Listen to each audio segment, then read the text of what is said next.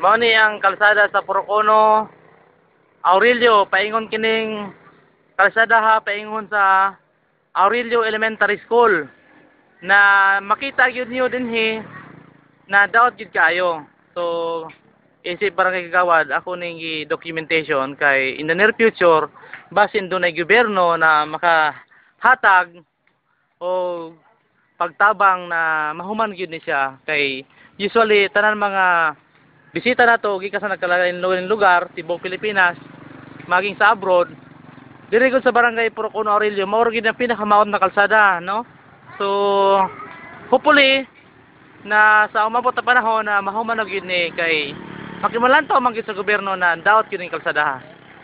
So nayaw ta na tagaan ta pang bendisyon o grasya na dunay mga nangatungdanan sa gobyerno na makita pod ni kining maong lugar.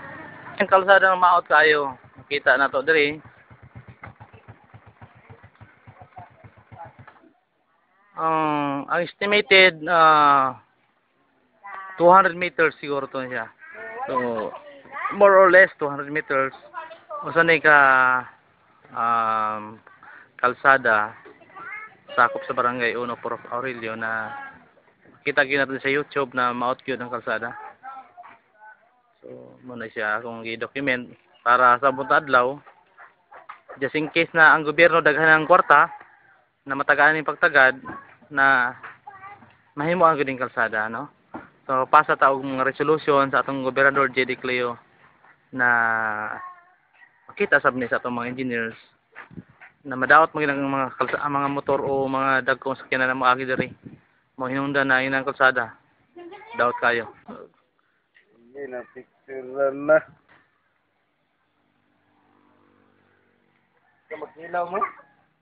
Kaning kalsada gikan dito sa Porocono, gikan ni kay former Kagawad Dondon Mercado, gikan dito o paingon diri ka Antepuesto. Oh, diya dapit sa tindahan ni siya. Gikan dinhi mo nang project sa barangay. Ana. Oh, kani. Oh. Kung atupod. Oh, kuto bra po diha sa kuan sa diya sa may nakapulang bata. O paingon dito kay Beles, kuan siya. Ako na lang gipadayon ng project kay gusto ko mahuman ng project. Pero dili ang kalsada MS del Pilar Street paingon gini sa Porocono delegation Porocono. Paingon sa Eskwelahan Aurelio Elementary School.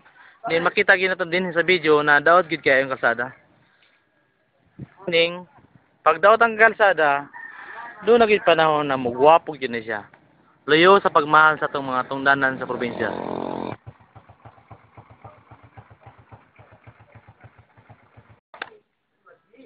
Ang eskwelahan.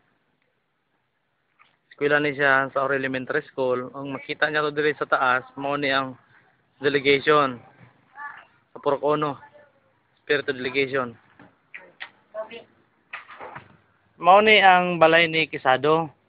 Mao ni ang Marcelo H. del Pilar. Mao ni ang pinakamaot na kalsada. Mao ni ang maot na kalsada. Mao ni ang delegation. Mao ni ang eskwelahan, dilapit ang eskwelahan. Eskwelahan ng daot yun ang kalsada. So, mangayo ko tabang sa dunay isa lang atong daan sa gobyerno na hopefully manaot ko na mahuman kining project. Pero nakita nako na malantaw man gyud sa atong gobyerno kasi ang mga barangay official sa Aurelio. Makita na nato karon sa video barangay official Porocono officials.